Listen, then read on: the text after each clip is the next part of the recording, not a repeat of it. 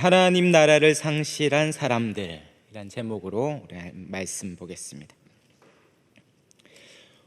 오늘 우리는 상실의 시대를 살아가고 있습니다. 상실감, 불행감, 또 낭패감, 이런 불만족과 또 결핍이 우리의 기본 정서가 된 것처럼 보입니다. 뭔가 늘 허기와 갈증 가운데 뭔가 부족한 것 같은, 그래서 이 무의미와 또 허무감 때문에 참 어려운 가운데 겪는 분들이 갈수록 많아지고 있습니다. 제가 이전 사역지에서 유치장 전도를 4년간 했는데요. 매 격주마다 월요일 날 서울의 마포경찰서에 갔습니다. 거기 가면 철문을 열고 들어가면 안과 밖에서 문을 잠그더라고요. 그리고 앞에는 여기에 청소년 유치장이 있고 또 남성 그리고 이쪽에 여성 유치장이 있었습니다. 그 앞에 일렬로 쭉 서서 우리 권사님 집사님과 함께 인사드리고 예배를 드린 뒤에 이제 개인적으로 준비한 간식을 들고 1대1로 가서 우리가 많은 것 해드릴 수 없지만 기도해 드릴 수 있다라고 말을 걸고 또 이렇게 전도를 했습니다. 그런데 이렇게 말을 걸면 거기 있는 분들의 대부분이 하는 첫 마디가 똑같았습니다. 뭘까요? 억울하다라는 거죠. 억울하다. 뭐가 억울하시냐고, 뭔가 잘못해서 오신 게 아니냐고. 많은 경우 교통사고나 폭력, 사기 이런 제목으로 오시는데 억울하다는 거예요. 왜냐하면 같이 폭행을 했는데 누구는 풀려나고 누구는 이렇게 갇혀 있다는 거예요. 같이 잘못을 했는데 누구는 돈이 있어서, 백이 있어서, 또 뭔가 아는 지인이 있어서 풀려난다는 거예요. 그분들의 말이었습니다. 그러니까 뭔가가 없어서 자기는 억울하고 불행하다 이렇게 이야기하는 겁니다. 그것은 단순히 유치장 안에 있는 분들의 얘기만은 아닌 것 같더라고요.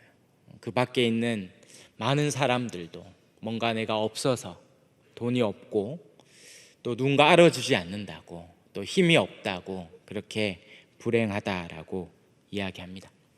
그런데 놀랍게도 그것을 다 가진 사람들도 같은 얘기를 한다는 거죠.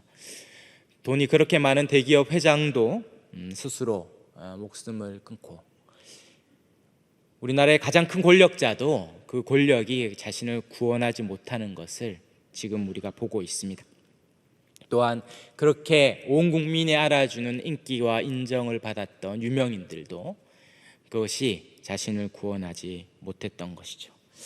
오늘날 참 모든 사람들이 행복해지고 만족하고 싶은데 아무도 행복하지 못하고 불만족하는 세상을 살고 있습니다. 그러나 성경은 원래 세상이 그렇지 않다라고 이야기하고 있습니다. 세상이, 하나님이 창조한 세상은 원래 그렇지 않다. 우리가 잘 아는 창세기 1, 2장에 나오는 창조는 이 복된 창조, 하나님이 기뻐하시고 복 주시는 창조임을 이야기하고 있습니다. 산모가 10달 동안 아기를 품고 가장 최적의 장소에 그 아기를 이제 출산하여 두듯이 하나님은 6일 동안 세상을 완벽하게 창조하고 그곳에 사랑하는 사람을 창조할 그것에 두었다라고 말합니다. 그리고 마지막에 뭐라고 얘기합니까? 1장 마지막에 보니까 하나님이 지으신 그 모든 것을 보시기에 심히 좋았다. 심히 좋았다. 하나님이 창조한 세상을 보면서 심히 좋았다라고 이야기하는 것은 그냥 보기에 아름답다, 심미적으로 보기에 좋다 이런 얘기가 아니라 사람 살기에 너무 좋다, 정말 사람 살기에 최적의 장소다라고 이야기하는 것입니다. 그래서 더 이상 뭔가 더할 필요가 없이 완벽한 세상에서 사람은 그곳에서 만족하며 복을 누리며 창조하는 사람 중심의 복된 창조임을 이야기해 주고 있습니다. 하나님 무엇을 창조한 겁니까? 하나님 나라를 지으신 거죠. 천국을 지으신 것입니다. 바로 하나님의 백성인 아담과 하하가 그 하나님의 나라의 땅인 에덴 동산에서 왕이신 하나님의 다스림을 받으며 그 복을 누리는 세상을 지으신 것이죠. 그것이 바로 원래 인간에게 주시려는 천국의 복이었습니다. 그런데 이내 3장에 와서 그 복이 다 상실한 것이죠. 잃어버리고 또 파괴되고 빼앗긴 것입니다. 사람들은 이제 그 나라의 복을 다 상실해서 불만족과 결핍, 이 허기와 갈증으로 배고픔과 목마름 가운데 살아가는 인생이 된 것입니다. 그리고 그 땅에서 추방당하여 그 복을 영원히 못 누리는 인생이 되어 버린 것이죠. 아마 아담과 하와는 죄를 지은 후에 깜짝 놀랐을 것입니다. 도대체 내가 무슨 짓을 한 건가? 자신이 잃었던 이 복이 얼마나 큰 것인가? 그는 잃고 나서야 비로소 그것이 얼마나 큰 복이었는지를 알았을 것입니다. 그 죄가 망가뜨린 세상을 보면서 그는 슬퍼했을 것입니다. 오늘 그 죄의 시작을 우리가 한번 살펴보고 그 결과를 우리가 보려고 합니다. 죄의 시작은 3장 1절에 이 뱀의 질문으로부터 시작되죠. 여기서 뱀은 요한계시록 20장에 나오는 옛뱀, 곧 마귀요 사탄을 뜻하는데요. 그 뱀이 여자에게 이 질문을 하죠. 뭐라고 질문합니까? 하나님이 참으로 너희에게 동사 모든 나무의 열매를 먹지 말라 하시더냐. 질문에는 이 의도가 다 있는데요. 오늘 이 뱀은 하나님이 지으신 들짐승 중에 가장 간교하다 이렇게 얘기하죠. 이 간사하고 교묘하게 이 사람을 미혹하고 속이고 있는데요. 바로 하나님을 왜곡시키고 있는 것이죠. 하나님이, 그 사랑의 하나님이 자신을 억압하고 또 자신에게 은혜를 베풀지 않는 인색한 분으로 보이도록 만들고 있습니다. 어떻게 그렇게 만들고 있습니까? 하나님이 참으로 너에게 동산 모든 나무의 열매를 먹지 말라 하시더냐. 이럴 때 이 질문의 답은 어떻게 나오는 거죠? 모든 게 아니라 하나만 먹지 말라 했다, 이렇게 답이 나오겠죠. 그래서 어떻게 됩니까? 주시지 않은 하나를 주목하게 만드는 거죠. 그것이 바로 2장 17절에 나오는 우리가 잘 아는 선악을 알게 하는 나무의 열매죠. 하나님께서 그것을 먹지 말라, 내가 먹는 날에는 반드시 죽으리라 라고 이야기했습니다. 주지 않았던 그 하나를 주목하게 합니다. 아마 이전에는 크게 그런 생각을 안 했을 텐데 지금 주지 않은 하나를 주목하게 만드는 거예요. 그러면 생각하는 거죠. 왜 안 줬을까? 다 줬는데 왜 요거는 안 줬을까? 이것까지 안 주면 뭐가 어찌 되나? 주면 안 되나? 그러면서 하나님은 마지막 하나는 주지 않는, 인색하고 그 마지막까지 아까워 주지 않는 것처럼 보이는 째째하고 또 너무하신 하나님처럼 생각하게 만드는 거죠. 우리가 왜 안 줬을까 이렇게 생각이 들죠? 계십니까? 왜 안 주셨을까 생각이 들죠? 그러면 지금 저와 여러분도 사단의 지금 의도대로 넘어가고 있는 거죠. 왜 안 줬을까 생각하기 전에 2장 17절을 생각하기 전에 우리는 뭘 봐야겠습니까? 그 앞에 16절부터 봐야 돼요. 2장 16절 한번 읽어볼까요? 2장 16절 읽겠습니다. 시작.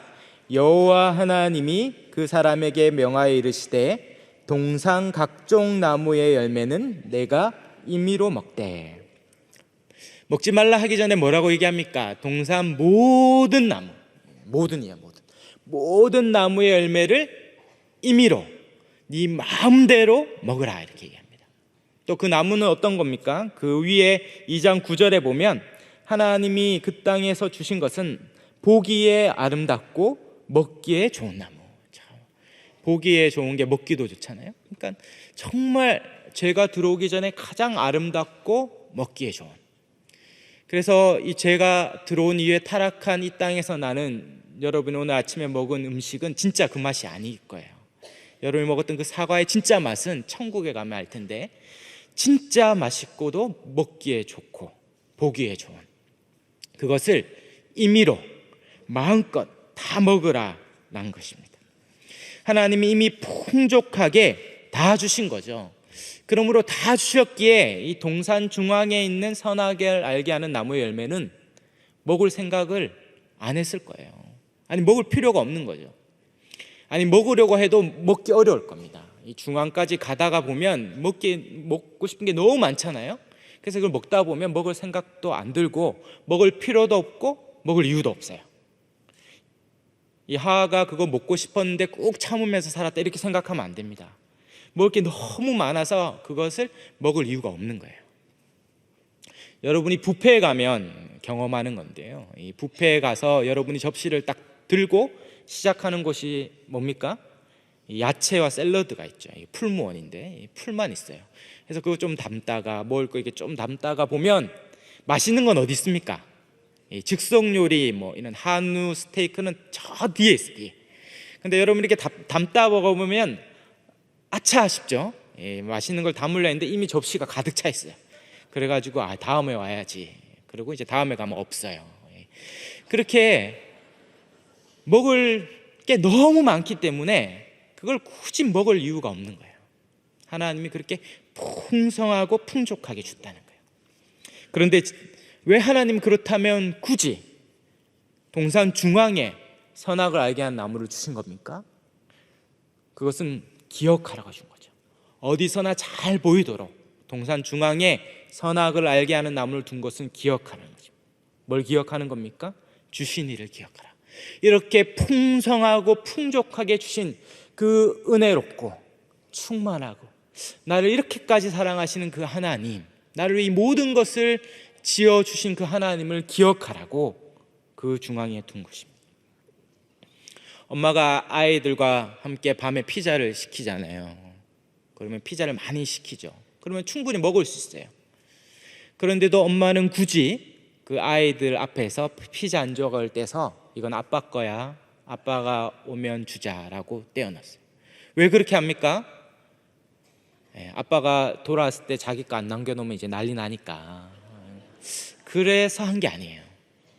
충분히 남을 거예요. 근데 왜 그럽니까? 기억하라고. 지금 아빠가 없지만 아빠가 우리를 위해 열심히 일하고 있고 수고하고 있는 그 아빠를 기억하고 감사하도록 아이들에게 교육하고 있는 거죠. 그것을 중앙에 두신 이유는 기억하라는 것입니다. 이것을 주시니 창조주 하나님을 기억하라고 한 것입니다. 근데 사단이 어떻게 만드는 겁니까? 왜곡시키고 있는 거예요. 이것을 주시지 않은 인색하고 아까워서 주시지 않은 째째하고 그렇게 하나님이 주신 은혜와 복을 망각하여 하나님을 왜곡시키도록 만들고 있는 거죠. 그리고 그것이 먹혀 들어가고 있는 것처럼 보입니다. 왜냐하면 이 하와의 대답을 보면 작은 틈이 벌어지고 있어요. 그리고 그 틈이 거대한 구멍을 만들게 됩니다. 여자가 뱀에게 어떻게 말합니까? 2절에 동산 나무의 열매를 우리가 먹을 수 있으나 동산 중앙에 있는 나무의 열매는 하나님의 말씀에 너희는 먹지도 말고 만지지도 말라, 너희가 죽을까 하노라 하셨느니라. 이 여자의 말에는 세 가지가 이제 틈이 벌어졌어요. 첫째는 2절 끝에 우리가 먹을 수 있으나, 무슨 말입니까? 하나님이 주신 이 모든 것은 이제 감사한 게 아니에요. 거기에는 감사와 기쁨, 고마움이 없습니다. 이건 됐고, 이건 뭐 주어진 거고 먹을 수 있지만 왜 이걸 안 줬을까? 하나님이 주신 이 모든 것에 대한 감사가 사라진 것이죠. 두 번째로 뭡니까? 하나님 말씀에 첨가하고 있어요. 하나님 말씀에 너희는 먹지도 말고 또 뭘 첨가합니까? 만지지도 말라. 2장 17절에는 만지지도 말라고 얘기하지 않았어요. 그냥 먹지 말라 했어요. 만져도 됩니다. 만지고 그걸 던지고 차고 뭐 야구하고 축구 다 돼요. 먹지 말라 했죠. 먹지 말라. 근데 왜 마음에 먹지 말라는 말뿐만 아니라 만지도 말라는 마음까지 생겼습니까? 이제 하나님에 대해서 인색한 하나님, 더 나아가 엄격하고 이것을 먹지 않도록 나를 통제하고 억압하는 그 하나님으로 왜곡되기 시작한 거예요. 하나님은 우리를 사랑하셔서 이 모든 것을 베풀어 주셨는데 그 하나님을 향하여 나를 억압하고 옥죄고 구속하는, 왜 주일날 예배를 드려야 되고 왜 11조를 드려야 되며 왜 수요일 날까지 이렇게 나와요. 그렇게 이 모든 하나님의 말씀과 요구가 다 억압과 통제, 구속처럼 느껴지는 것이 되어버렸습니다. 대학에 입학한 딸이 이제 학과 회식을 하는 거예요. 그리고 이제 9시 전에 나서려고 하니까 선배가 붙잡는 거죠. 너 왜 가려고 하냐? 그러니까 9시에 집에 오라고 했어요. 무슨 21세기에 무슨 구석기처럼 9시 통금하는 집이 어딨냐, 막 이렇게 면박을 주는 거죠. 그러니까 그 여학생이 뭐라고 얘기합니까? 아버지께서 무슨 일이 있어도 9시까지 오라 했다는 거예요. 아버지는 무슨 일이 있어도 9시까지 오라는 얘기가 아니었거든요.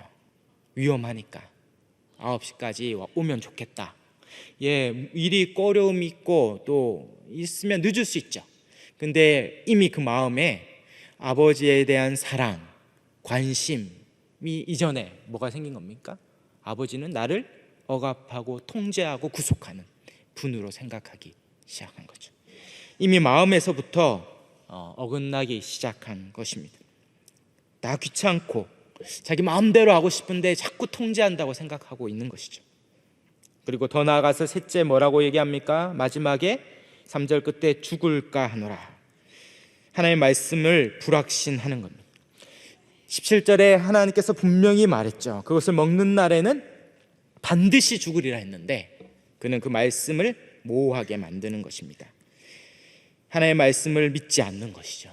이미 하와의 마음에서부터 하나님의 말씀을 떠나고 있는 것이죠. 죄는 어디서부터 시작됩니까? 그것을 따먹기 전에 마음에서부터 시작되는 것이죠. 마태복음 15장 18절에 이렇게 얘기하죠. 입에서 나오는 것은 다 마음에서 나오나니 이것이야말로 사람을 더럽게 하느니라. 마음에서 나오는 것은 악한 생각과 살인과 간음과 음란과 도둑질과 거짓 증언과 비방이니 이런 것들이 사람을 더럽게 하는 것이요 씻지 않은 손으로 먹는 것은 사람을 더럽게 하지 못하느니라. 죄는 마음에서 시작되는 것입니다. 그렇게 불신이 불순종을 낳는 것이죠. 사라는 여기에 확인 사살을 하죠. 이미 마음에 떠난 하와에게 4절에 그에게 정면으로 얘기합니다. 너희는 결코 죽지 아니하리라. 결코. 하나님의 말씀을 정면으로 반박하고 있습니다. 먹어도 괜찮다. 죽지 않을 것이다. 5절에 오히려 그것을 먹는 날에는 너희 눈이 밝아져 하나님과 같이 되어 선악을 알 줄을 하나님이 아시다. 하나님 같이 될 것이다.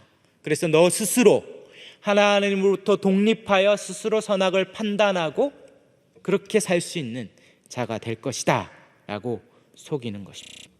그리고 그 얘기를 듣자 하와가 어떻게 됩니까? 이전에는 먹을 생각조차 안 했는데, 먹을 이유조차 없었는데 그것을 보니 6절에 이제는 먹음직도 하고 보암직도 하고 지혜롭게 할 만큼 탐스럽기도 한 나무가 되었습니다.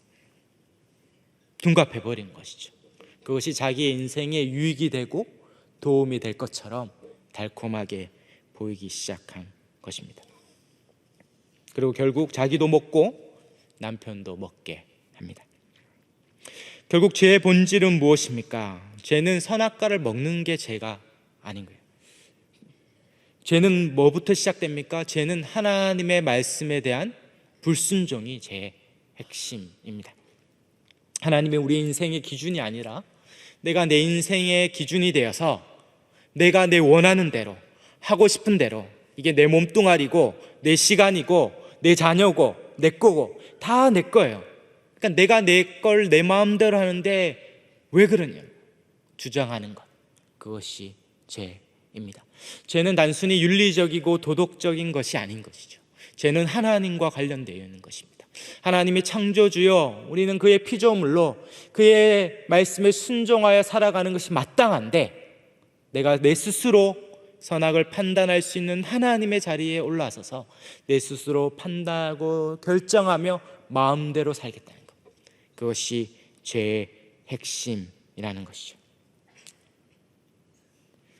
그렇게 나는 내가 생각하기에 더 좋은 것을 선택했다고 생각하는데 아담은 어떻게 됩니까?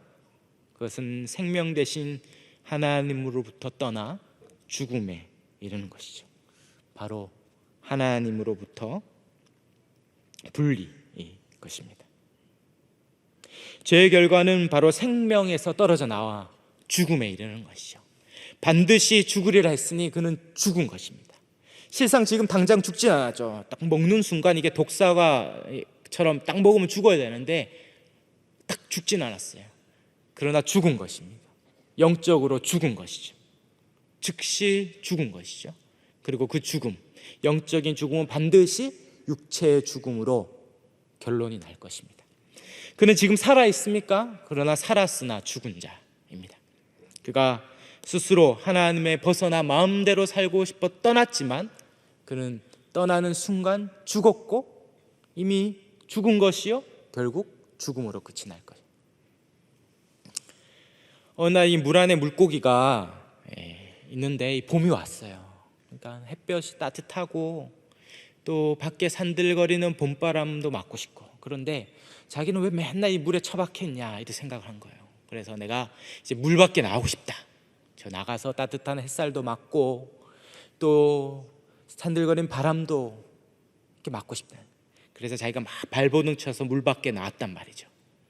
어땠을까요? 좋았겠죠. 그렇게 맞고 싶었던 햇살도 맞고 봄 햇살도 맞고 봄바람도 맞고, 그러나 그는 서서히 타들어가다가 죽을 것입니다. 나무도 그랬다는 거예요. 나무도 봄이 오니까 나는 왜 맨날 이 땅에 처박혀 있냔 말이죠. 내가 내 마음대로 걷고 싶은데 가고 싶은 데도 못 가고, 그래서 어느 날 자기 뿌리를 뽑아가지고 막 걷기 시작한 거예요. 가고 싶은 데도 가고 놀러 가고 싶은 데 가고. 좋았을까요? 예, 좋았겠죠. 그럼 어떻게 됩니까? 서서히 말라가다가 죽는 것입니다. 제가 올라오다가 우리 꾸며신 분한테는 죄송한데 끊었어요. 이거. 지금 이 꽃이 살았습니까? 죽었습니까? 의견이 분분한데 살은 것 같죠. 그러나 어떻습니까? 죽을 거예요. 요것은 1시간짜리거나 하루짜리거나 일주일째, 적어도 1년 안에는 다 썩어 없어질 것입니다. 살았으나 죽은 것입니다. 세상의 모든 하나님을 떠난 백성은 살았으나 죽은 것입니다. 불신자들은 살았으나 죽은 거예요. 그들은 자신이 살았다고 생각하겠죠? 그런데 죽은 것입니다. 알려줘야 돼요. 당신들은 죽은 거예요. 살았으나 죽은 거예요. 근데 죽은데 막 살아는 것처럼 막 돌아다니잖아요. 그것을 전문용어로 뭐라 그럽니까? 좀비다, 이렇게 좀비다, 이렇게. 아니면 동양에서는 강시. 죽었는데 막 자기가 돌아다니는 거예요. 죽은 거예요. 볼 때 죽었구나 이렇게 봐야 됩니다. 불신자들 볼 때 죽은 거예요. 근데 불신자를 죽었는데 그 죽은 사람을 부러워합니까? 더 좋은 옷을 입고 더 좋은 집을 사고 더 좋은 차를 사고 이렇게 부러워합니까? 말도 안 되는 거죠. 유명한 믿음의 선진의 얘기가 있잖아요. 산 정승보다 죽은 개가 낫다. 이 죽으면 아무것도 아닌 것이죠.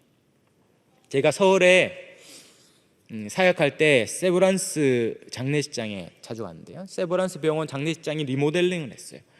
얼마나 잘 지었는지 정말 호텔 로비보다 더 쾌적하고 멋져요. 거기에는 죽음의 그림자가 없어요. 거기에 내려가면 이제 장의용품을 파는 데를 지나갑니다. 거기 가면 수의를 팔아요. 이렇게 백화점처럼 DP를 해놨어요. 30만 원짜리부터 해가지고 몇백만 원에 몇천만 원짜리, 사람이 직접 짠 이 수제 수의 입어보고 싶죠. 이 몇천만 원짜리인데 괜찮습니까? 우리는 그걸 보면서 막 부러워하지 않습니다. 그 옆에는 이제 관을 팔아요. 그러면서 이렇게 나무판을 쭉 하면서 거기에 30만 원짜리 합판부터 해가지고 마지막에 수입산 오동나무까지 쫙 있어요. 수천만 원짜리죠. 평당 1,000만 원. 평당 1,000만 원. 그거 누워보고 싶죠. 평당 1,000만 원. 살아보고 싶지 않습니까? 우스갯소리 같지만 불신자들이 사는 세상이 그와 같다는 것입니다. 여러분 무엇을 부러워합니까? 죽었죠. 죽은 것입니다. 몇 년 안에 끝장날 것입니다. 지금은 몇 가지로 즐거워하고 좋아합니까? 100년 안에 결판이 날 거예요. 절대 사랑하는 성도 여러분, 우리는 무엇을 부러워합니까? 우리는 주 안에서 산 자요, 그 생명을 지닌 자인데 어떻게 죽은 자를 부러워하며 그것을 비교하며 살겠습니까? 죽은 것이죠. 죄의 결과로 죽은 것입니다. 그들은 하나님이 주신 모든 복을 상실하고 죽은 거죠. 그리고 그 마지막 영원한 멸망을 향해 살아가고 있습니다. 오늘 성경은 그 죽음의 현상이 어떤 건지 네 가지의 방향으로 설명하고 있습니다. 네 가지의 관계의 파괴와 분리가 일어났는데요. 첫 번째는 7절에 자기 스스로로부터 분리되고 깨어진 것이죠. 7절에 뭐라고 얘기합니까? 그들의 눈이 밝아져 자기들이 벗은 줄을 알고 무화과 나무 잎을 엮어 치마로 삼았다. 그는 즉시로, 죄를 짓는 즉시로 하나님의 형상으로서의 영화로움과 영광을 잃어버리고 스스로 수치와 부끄러움 가운데 가리지 않고는 못 견뎌서 무화과 나무 잎으로 가렸다라고 말합니다. 수치와 부끄러움이 그 삶의 중심이 온 것이죠. 그러나 그것을 숨길 수가 없어요. 그것은 잠깐 있다가 또 말라면 바스러지면 또 다른 입이 또 필요하죠. 끊임없이 가려야 될 인생이 된 것입니다. 어린아이로부터 평생 그렇게 가르쳐주지 않아도 자기를 가려요. 어떤 애가 엄마가 사줬다고 장난감 또봇 X를 사왔는데 친구들한테 막 유치원 가서 자랑했는데 다음날 또봇 Z를 친구가 사오는 거야.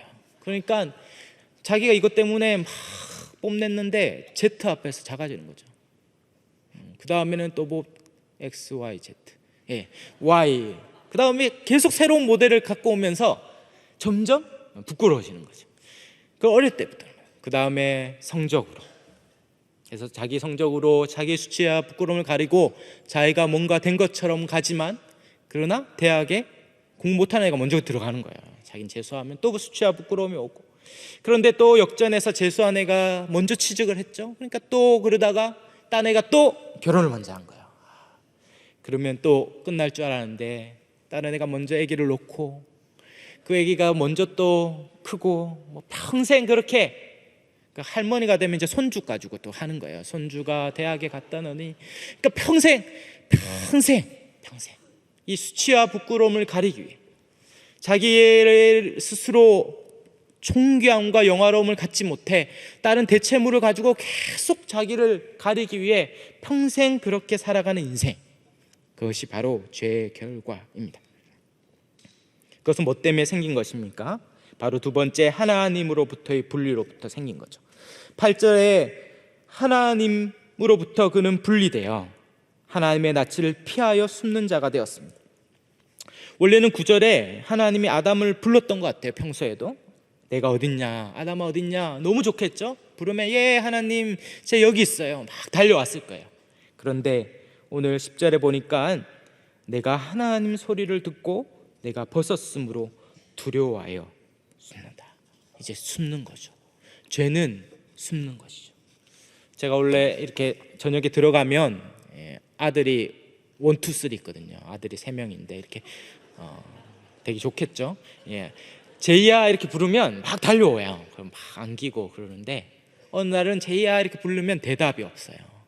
그러면 이제 사고 치고 있는 거죠. 이게 제이야, 제아야, 제유야 다 불러도 대답이 없어요. 그러면 이제 가보면 구석에서 제가 제자훈련 생과제를 가져왔는데 그걸 다 찢어가지고 그걸 다 난장판을 만든 거예요. 제가 밤새도록 그걸 붙인다고 얼마나 고생을 했는지 모릅니다. 숨는 거예요. 죄는 숨는 거죠. 여러분이 하나님과 관계가 깨어지고 그 죄가 들어오는 순간 이제 앞자리에 못 앉는 겁니다. 사단이 속이는 거죠. 막 숨게 하는 거예요. 저 구석에 거의 안 보이는데 막 숨는 거예요. 하나님 거기도 있습니다. 거기도 있어요. 숨을 수가 없어요. 또한 더 나아가서 어떠한 깨어짐이 있습니까? 11절 12절에 사람 간의 분리죠. 아담한테 왜 먹었느냐 물었을 때 아담이 뭐라고 얘기합니까? 하나님이 주셔서 나와 함께 있게 하신 여자 그가 그 나무 열매를 내게 춤으로 내게 먹었다라는 거예요. 책임을 전가하는 것이죠. 내 뼈 중에 뼈, 살 중에 살로 한 몸 되어 사랑했던 관계가 깨어져요. 서로 증오하고 비난하고, 그래서 피바다에 노저하는 같은 그런 인생을 살아가게 됩니다. 제가 얼마나 사람 간의 관계를 깨뜨렸던지. 인류 최초의 살인이 뭡니까? 그 다음 장 4장에 와서 인류 최초의 살인이 뭡니까? 그것은 형제 살인인 것이죠. 형 가인이 아들을 쳐 죽이는, 고작 아벨의 제사를 먼저 받았다는 이유만으로 자기 동생을 돌로 쳐 죽이는 그 처참한 죽음이 시작되는 것이죠. 그것이 죄의 결과 아닙니까? 아담은 그것을 보면서, 하나는 그것을 보면서 치를 떨었을 거예요. 죄가 도대체 아들 간에, 형제 간에 죽고 죽이는 것을 보면서, 그 부모로서 그는 이 죄가 만들어오는 이 처참하고 참혹한 것을 보면서 이곳에서 나를 어떻게 구원을 할까 신음하며 고통했을 것입니다. 그리고 죄는 더 나아가서 온 세상을 분리시키고 깨뜨렸죠.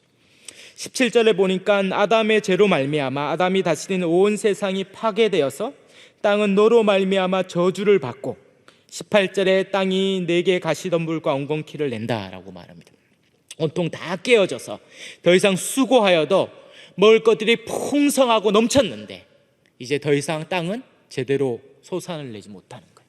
열심히 농작했는데 홍수가 나고 가뭄이 나고, 그래서 모든 것을 앗아가는, 하나님께서 바다와 땅의 경계를 나누시고 바다는 땅으로 넘어오지 않게 하였는데 이 온 세상이 다 미쳐 돌아가서 바다가 그 경계를 넘어 이 땅을 잠식해가고 사람을 앗아가는 일들이 일어납니다. 이 온 땅이 신음하고 고통하는 세상이 된 거죠. 이것이 다 죄의 결과예요. 죄가 이 세상, 우리의 마음의 중심으로부터 해서 이 세상의 땅끝까지 죄가 혼통 깨어지고 망가뜨리는 것입니다. 하나님은 이 죄에 대해서 공의롭게 심판하십니다. 하나님은 벌을 내시는데 사람처럼 욱하고 막 분노하면서 벌을 내리시는 게 아니에요.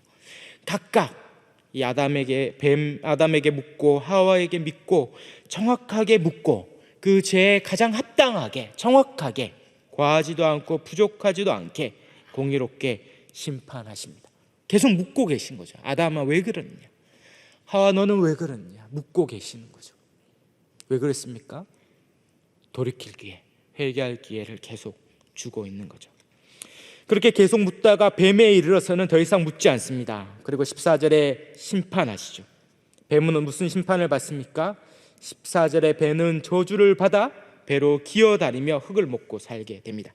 16절에 여자도 심판을 당하죠. 그는 임신하는 고통과 수고하여 자식을 낳고 남편을 원하고 다스리려는 심판을 받습니다. 원래 임신은 고통이 없었던 것 같아요. 그것은 가장 영화로운 일이죠. 자식은 그 어미의 멸관이라 그러잖아요. 그렇게 영화롭고 존귀한 일인데, 그런데 거기에 고통이 임한 거죠. 오늘날 출산이 생명, 산모와 태아가 생명을 걸 만큼 위험한 일이 되었고 그 고통은 너무도 큰 거죠. 생명의 탄생의 기쁨, 또 번성의 하나님의 축복은 여전히 유효하지만 그 안에 하나님이 주신 심판과 저주가 함께 있습니다. 부부간에 더 사랑하고 한 몸 되었는데 서로 지배하고 다스리려고 하게 된 것이죠.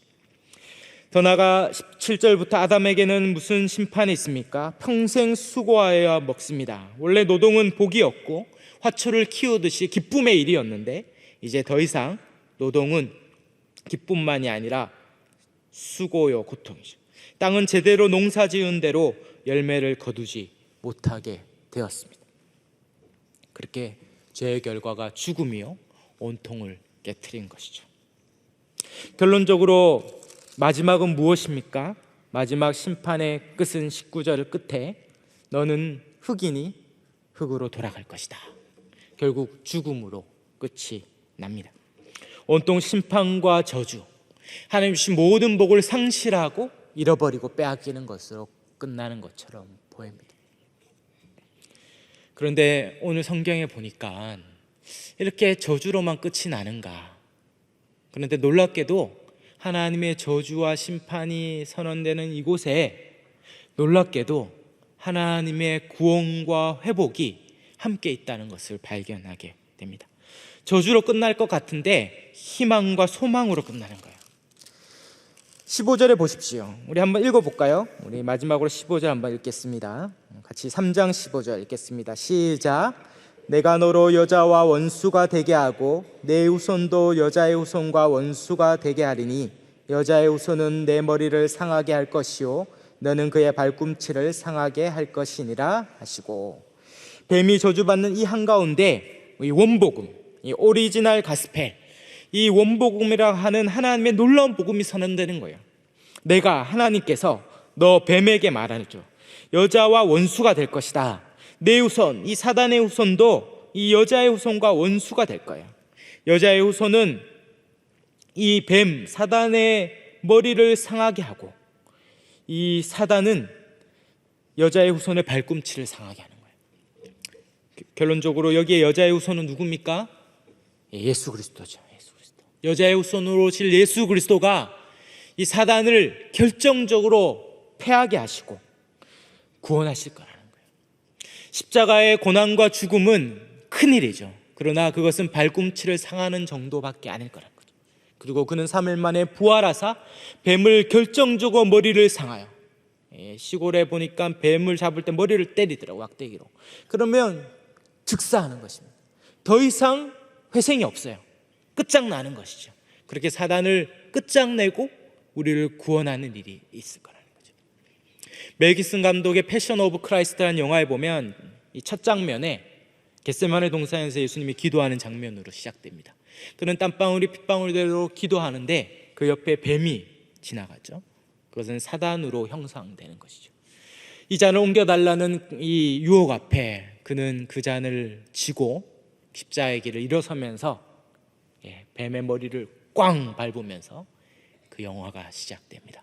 오늘 말씀을 형상화한 거죠. 예수 그리스도의 십자가에서 뱀의 머리를 밟고 사단을 패하고 우리를 이 모든 저주와 모든 고통에서 구원하신 것입니다. 이 저주를 다 듣고, 그리고 이 복음을 듣고 그 다음에 아담은 어떻게 합니까? 20절에 놀랍게도 아담은 그의 아내의 이름을 짓죠. 이름을 뭐라고 짓습니까? 20절에 보니까 하와는 생명이라는 뜻이죠. 지금 저주와 심판이 임하고 있는데 자기 아내, 지금 아내 때문에 먹었잖아요. 지금 아내 막 미워할 만한데 아내의 이름을 뭐라고 합니까? 재수 없음, 뭐 이렇게 지어야 되는데 아내 이름을 생명 이렇게 지어요. 생명. 왜 생명이라고 지었을까요? 여자의 후손, 당신의 후손을 통하여 뭐가 옵니까? 생명이, 영원한 생명, 우리를 이 모든 사망에서 건질 부활 생명을 가져올 그분이 여자의 후손으로 오기 때문에 이 아내를 향하여 하와 생명이라고 부르는 거 아닙니까? 그리고 마지막 하나님께서 21절에 이 아담과 하와에게 무화과 나무 잎이 아니라 가죽옷으로 지어 입힙니다. 가죽옷은 무엇입니까? 짐승이 죽어, 짐승이 피 흘리지 않고 가죽을 벗기는 길은 없어요. 짐승이 죽어 피 흘려서 얻는 것이죠. 결국 너에게 완벽한 안전과 보호, 너 인생의 구원과 네 인생의 수렁에서 건질 길은 바로 대속을 통해, 짐승이 죽는 것 같은 대속의 제물을 통해 너에게 구원을 베풀 거라는 약속을 하는 것이죠. 바로 주님께서, 예수 그리스도께서 십자가에 피 흘려 죽음으로 우리에게 의의 옷, 영원한 생명의 옷을 주사 이 사망과 이 모든 저주에서 우리를 건지는 구원을 이루신 것입니다. 구약에 내도록 예고했던 제사를 드릴 때, 반복해서 제사를 드릴 때 짐승이 죽어가는 볼 때 언제 이 제사가 끝이 날까? 짐승이 죽을 때마다 그들은 얼마나 고통스럽겠습니까? 짐승이 죽어가는 걸 보면서 기쁘지 않았을 거예요. 지금 내 때문에, 내 죄 때문에 얘가 죽는구나. 언제쯤 이 제사가 끝장날까? 그러나 그날이 오면 영원히 단번에 확실히 완전히 우리를 죄에서 건지는 그날이 올 거라는 거죠. 우리 인생의 모든 문제를 지고 주님께서 십자가에 죽어 우리를 구원할 그날이 올 거라는 거죠. 이맘때가 되면 우리는 그리스도의 십자가를 생각합니다. 존 스토트 목사님이란 분이 그리스도의 십자가라는 유명한 책을 썼는데요, 거기에 보면 이렇게 말합니다. 십자가가 아니라면 나는 결코 하나님을 믿지 않았을 것이다. 고통받는 이 세상에 영향을 받지 않는 하나님을 어떻게 경배할 수 있겠는가? 고통받는 이 세상, 향한 하나님의 응답은 무엇입니까? 십자가입니다. 아담이 하와가 깨뜨렸던 이 세상을 구원하기 위한 하나님의 대답은 십자가인 거죠. 지난주에도 한 집사님이 암에 걸려서 기도를 부탁하고, 사랑하는 남편을 먼저 떠나보내 장례를 치르고, 사랑하는 자녀들을 떠나보내고, 뜻하지 않은 사건과 사고가 올 때 이 죄 많은 세상 가운데, 이 죄로 다 깨어진 세상 가운데, 이 세상 가운데 우리를 건질 유일한 길이 어디 있습니까? 저 십자가에 있는 것이죠. 하나님이 우리를 향한 유일한 구원의 길을 우리에게 주신 줄 믿습니다. 십자가로 더 가까이, 십자가에 더 가까이 나아가는 저와 여러분이 되시기를 축원합니다. 거기에 우리의 소망이 있습니다. 거기에 우리의 살 길이 있습니다. 우리 인생의 모든 고통과 눈물을 가실 하나님의 응답이 거기에 있습니다. 이 고난 주간에 십자가로 더 가까이 나가 우리를 능히 건지고 회복과 치유와 나음을 주시는 하나님의 은혜를 경험하는 저와 여러분이 다 되시기를 주의 이름으로 축원합니다. 아멘.